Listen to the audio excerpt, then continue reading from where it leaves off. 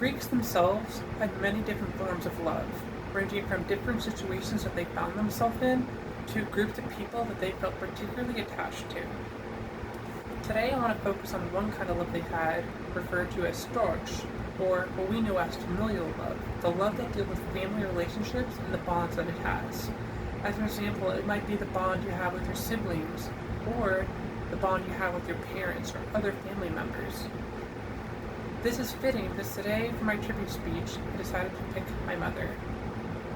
At an early age, me and my mom were extremely close, since it's just me and her, essentially against the world. We had such an incredible tight-knit bond, and she had to step up and fill the role of both mother and father, since she was the only one able to take care of me. She was not only a beacon of hope for me, but my friends as well, as she always took time out of her day to set up fun events for us, like arts and crafts. And she viewed us as real people. Essentially, she still understood that we were children, but she viewed our emotions and our feelings and our ideas as valid, and she treated us like almost small adults.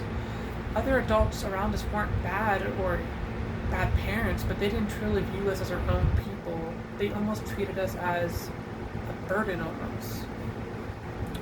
My mom's mental health around this point started to worsen, and she began to feel bad about herself, and she really needed help. And even though I was still always taken care of, the state removed me from her care. And at first, the anxiety of being taken from her was lessened because I still got to see her pretty regularly, because I lived with my grandparents that lived very close by. But as their health worsened, I had to move to Washington State, thousands of miles away from my mother.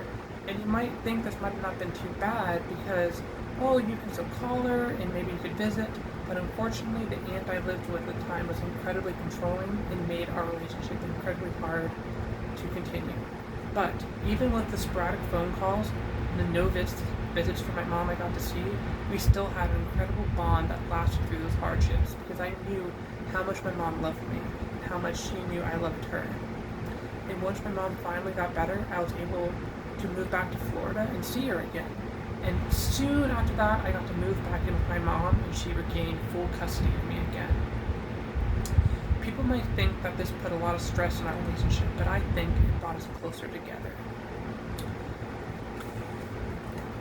When I grew up a little bit more, she started championing for me to have a better education. She got me a full ride to a private school, which I got a great education.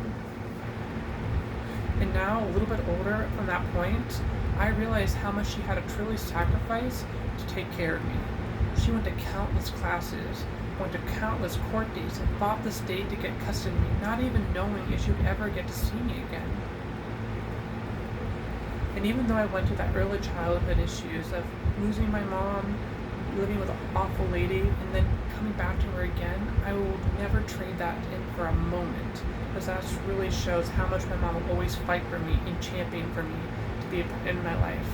That's how I know my mother will always be my rock, and in conclusion, I know she'll always be there for me no matter what I do or no matter what happens in our lives.